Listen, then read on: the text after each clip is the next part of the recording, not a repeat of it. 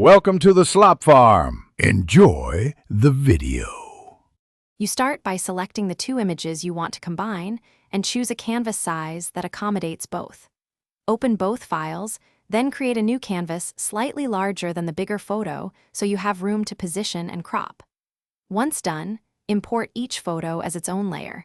Make sure you name them so you don't confuse which is foreground versus background. This matters because layer order controls visibility, and matching resolution prevents unwanted blur when you scale images. You now position and align both images so key elements line up naturally. Use transform tools to scale or rotate, and then add a layer mask to the top layer. Paint with a soft brush in black to reveal the lower photo where desired. Make sure to switch brush hardness for hard edges versus soft transitions. To make the join seamless, apply curves, color balance, or selective color adjustment layers clipped to each photo. This harmonizes contrast and color, so you finish by refining edges and fixing small artifacts. Zoom in and use clone or healing tools to remove halos or mismatched pixels.